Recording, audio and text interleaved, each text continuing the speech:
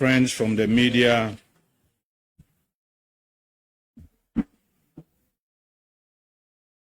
party executives here present, I bring you greetings from the next President of the Republic, Dr. Alhaj Mahmoud Bawumia, and the leadership of the New Patriotic Party.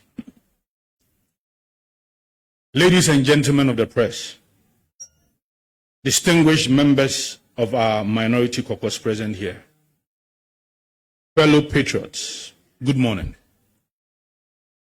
In the past few days, those responsible for causing this country some $1.7 billion in just a year, $1.7 billion. I've been working diligently to make you forget about this colossal amount. Let me say the figure again. We are talking about some $1.7 billion. And that is equivalent to 22 billion Ghana cedis. The Akufo-Addo government gold purchasing program, envisioned by Dr. Muhammadu Bawumia, aimed to strengthen and support the city. Under this government, it has been turned into a catastrophic, loss-making enterprise. The IMF has exposed them for all to see this. But they will keep trying to bury the fact under insults, under destruction, under noise. So before I speak about this huge money, which we must not forget, and we must continue to ask the hard questions, let me speak about the messenger. You cannot separate the two. When a government sends a man with a documented, repeated, almost compulsive habit of manufacturing falsehood to defend this $1.7 billion hole in the public purse, that itself is a confession. It tells you that they have no defense, only diversion. Ladies and gentlemen of the press, I did not come here to insult, as others have chosen to engage in. No.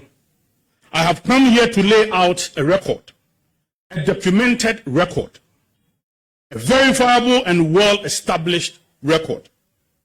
Let us begin in 2020. Ghana was in the middle of an election.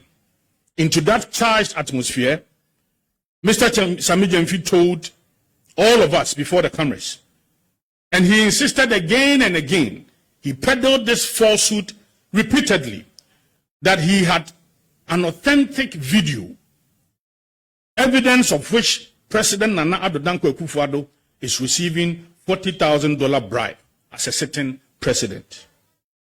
He said this on radio, he said this on television, he told Ghanaians on Joy FM that they were not zombies and that the video had not been doctored. He was wrong. He was worse than wrong. Independent reviewers went back to the full unedited footage. They found that the NPP said from day one that the clip was a selective cut fragment of the whole piece. It showed a 2016 campaign donation, 40,000 Ghana cedis, not dollars, given years before Nana Addo Dankwa Akufo-Addo was even president. The moment used to fake bribe was simply the president pausing to write down a donor's name. Every load-bearing fact in Sami Gyamfi's accusation collapsed under scrutiny. Yet, he kept to this false narrative. He did not apologize. He did not correct the record. He simply moved to the next fabrication. That is what he is known to be doing best. And let us not forget the Aptal matter. And all of you bear witness. During the intense 2024 campaign, the NDC circles relentlessly amplified what Mr. Sami Gyamfi put on record. Being one of the loudest voice, they claim that the Vice President, His Excellency Dr. Mahmoud Bawumia, secretly owned Aptel. The claim suggested that he was personally profiting from the light bills paid by the ordinary Ghanaians. This is Sami Gyamfi speaking. He lied. He lied. Now, it was designed to make the ordinary Ghanaians believe that their own vice president was picking their pockets every time they topped up electricity credit. Fact checkers went to the royal company's filings at the Registrar General Department. They found no trace of Dr. Bawumia anywhere in Aptel's ownership. None. It was a fiction, dressed as fact, sent out to do political mischief and damage. And it is not the only opponents he turns on. If you recall, in March 2021, his own NDC leadership in Parliament, he turned on his colleagues in Parliament, who at that time had voted according to their conscience on a ministerial nominee. The same person disagreed in a significant and very, very disrespectful way. He went on Facebook, he branded the Speaker of Parliament, the minority leader then, the minority chief whip of his party as traitors. His word was betrayal. He said they sold out the party for selfish interests. He told Ghanaians their shame would be hung like an albatross around their necks. His own general secretary at the time had to publicly correct him. He said the attack came from sheer ignorance of how Parliament works. These are just few examples of what this young man, what his lies and fabrication are up to. Think about that. This is a man who would turn on everyone, his own speaker, his own minority leader, his own chief whip. If he could do that to his own family in NDC, what makes any Ghanaian think that he will tell the truth about 1.7 billion when he so pretended over such massive loss? This is not a man who occasionally gets his facts wrong. For this individual, fabrication is a deliberate strategy. Doctored the video, mistakes the statistics, invent the ownership, manufacture the betrayal, different targets, different years, different subjects, just one method. Repeatedly lie, vilify people. This is not carelessness. This is a pattern. That is not the man who tells the occasional lie. His entire approach to public communication is based on deception and lies. When the minority leader and his colleagues asked hard, fair questions about $1.7 billion loss in the public interest on behalf of every Ghanaian taxpayer, how did the NDC and Sami Gyamfi respond? He did not sit with the documents and answer them page by page in good faith. He stood on government platform at the seat of the president himself, the Jubilee House, and the series meant to promote transparency and accountability. And he used that platform to insult and vilify. He called the concerns of the elected representative of this country reckless. He called them bereft of facts and common sense. He called them barefaced liars before he had even finished laying out his facts. Ladies and gentlemen, that platform does not belong to Mr. Jamfi. It does not belong to NDC. It belongs to the presidency of the Republic of Ghana. It belongs to every Ghanaian.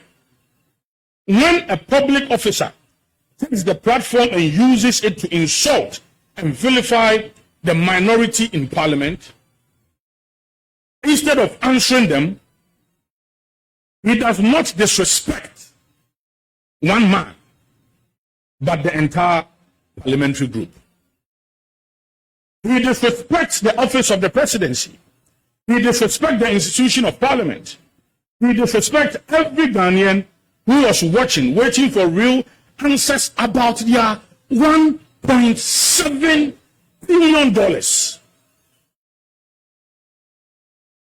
A president who is supposed to believe in decorum has a duty here. A president who believes in respect for the Ghanaian people has a duty here.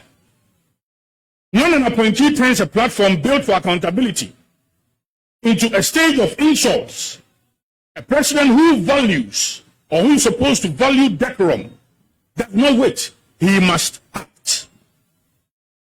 So now you understand why the New Patriotic Party will not accept what GoldBod says is the final word on how the country lost $1.7 billion.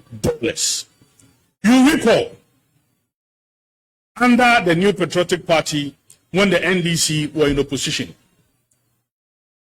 through some economic decisions, the Bank of Ghana then, you remember that we were going through some hard times regarding our economy. We lost some 14 million. They branded the Bank of Ghana governor as a criminal. They branded the NPP as a group of criminals. They staged several demonstrations. Today, we are talking about $1.7 billion. And indeed, this loss is already accepted. But what they intend to do is to divert your minds. Sami says it is not GoldBod. Bank of Ghana says yes, it is in our books. That is what they are saying. So there is a loss. There is a loss to your money, the public purse. There is a loss. So if few years back you branded the entire NPP as criminals, when we were talking about some 40 million Ghana cedis or so, today we are talking about $1.7 billion, 22 billion Ghana cedis.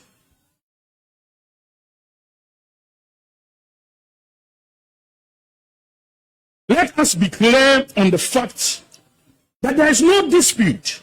The IMF's own report, not the NPP's report, nor the minority report, recorded losses of more than $1.7 billion in 2025. This was under the domestic gold purchase program, an arrangement where GoldBod acted as buying agent for Bank of Ghana.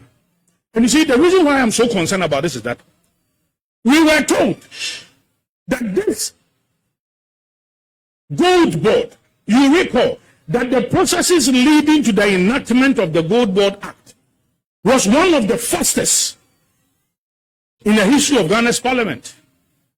One of the fastest, because we were told that this was a game changer. This was going to save us money. This was going to benefit the ordinary Ghanaian. And just less than 2 years after the enactment of Gold Act, and in fact, they have been given the mandate to be the sole buyers, sole sellers. In fact, they determine the price of gold.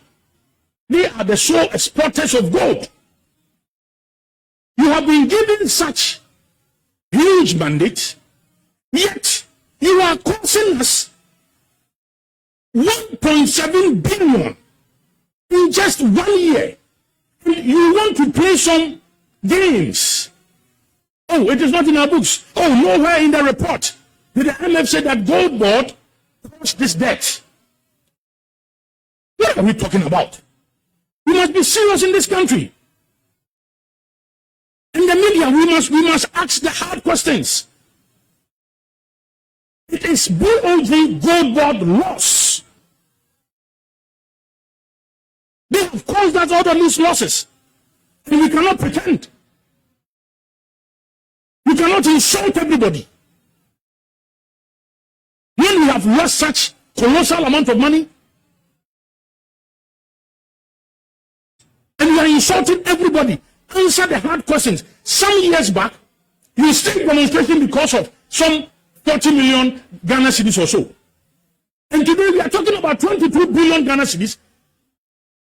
And you are insulting everybody. You think you are going to stop? We are not. We will ask the hard questions. And if you vilify the minority leader, if you call him names, I am happy that Osahini Alexander Atfonyomaken instituted a civil action against them. That is a court matter. I will not be interrogating that matter here. But that fact, the 1.7 billion debt, it cannot be swept under the carpet of insult, vilification. It cannot. Ladies and gentlemen, whether every city of blame sits with GoldBod or the Bank of Ghana or both institutions acting together, that is precisely the question the minority is demanding answers to. The Ghanaian people deserve those answers in full. It was not a press conference of insults. That is not what we are talking about. Ladies and gentlemen, the laws will not simply sit quietly on the balance sheet of Bank of Ghana annual report. It will be looking for every one of you. It will be looking for all of us. It is our loss. Economists have already warned Ghanaians plainly. When the Bank of Ghana's own equity is driven into the negative by losses of this size, it is a taxpayer, not GoldBod, who is called upon to recapitalize the central bank. Your city, your taxes, GoldBod's own decision created the hole that needed patching, yet their books conveniently shows no loss at all. You are given 133 billion Ghana cedis to go and buy gold. This is so simple. Now, when you came back, you have lost 22 billion Ghana cedis out of it. And you are saying that we should not ask questions. You are given 133 billion Ghana cedis by Bank of Ghana. Bank of Ghana gave you those monies. Go and buy gold. You are the sole buyer. You are the sole seller. Go and buy gold. Now you took this money, 133 billion Ghana cedis. You bought gold and you came back with 22 billion Ghana cedi loss. That is precisely why Ghanaian people are entitled to a full and honest disaggregation of this $1.7 billion. How much of this loss came from foreign exchange differentials? We ask. As the cedi and the dollar moved against each other, how much came from the actual prices which GoldBod bought this gold and the prices at which it was later sold? We deserve to know this as well. 3. And what considerations, what judgment, what analysis informed the management decision behind those transactions? We deserve to know. Ghanaians are not asking for favors. They are asking for the truth about their money before it is taken from their pocket a second time to rescue the very institution that lost it initially. Let me bring this home. $1 billion in numbers. Numbers can seem a bit distant from you. Let me tell you what $1 billion actually means to this country. No money for hospitals. Agenda 111 is on hold. In most places, it's been covered by weeds. In most places, it's turned into a forest. And we have Bank of Ghana and GoldBod costing this country 22 billion Ghana cedis. No money for roads. Look,